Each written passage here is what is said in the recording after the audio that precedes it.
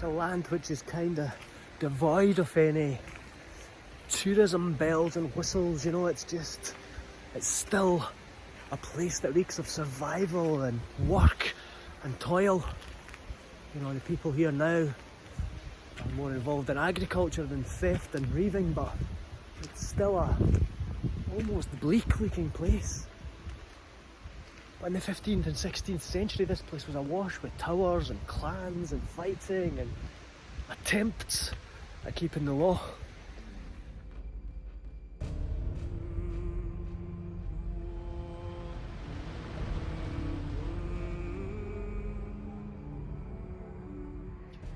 Yeah, you really know that you're in the Scottish Borderlands when you're standing next to Gilnknockie Tower, reputedly home of the great Johnnie Armstrong. But was Gilnknockie Tower here, or Hollows Tower as it's sometimes known, was this Johnnie Armstrong's home?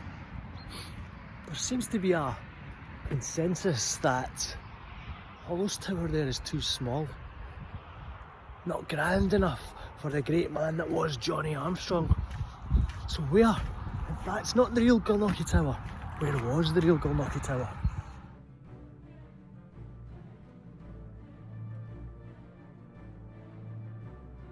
Yeah, so I've came maybe, I don't know, half a mile downstream on the Esk from Hollows there.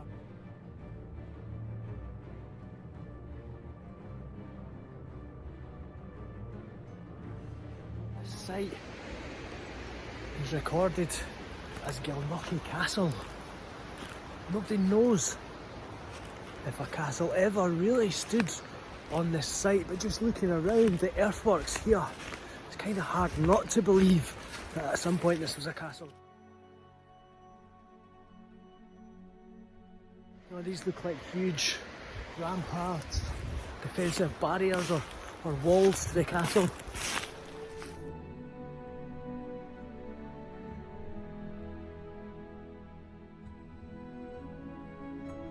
But the thing about Johnnie Armstrong of Gilnknockie living in Hollows Tower, Hollows Tower's too small. Johnnie Armstrong was an extremely rich and powerful man on the border. One of the most powerful and the most rich men on the border. To think that he lived in a small, compact tower like Hollows is kind of unlikely.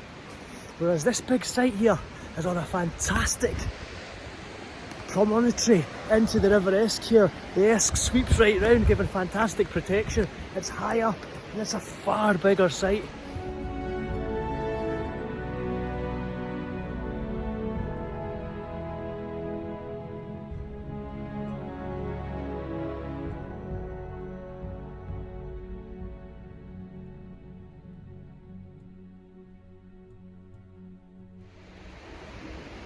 Is this a gate through the castle defences? Could be.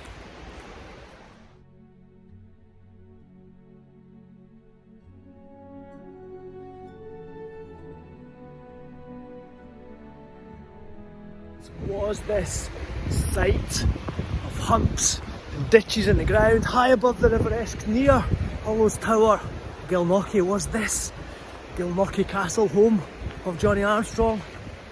What do you think?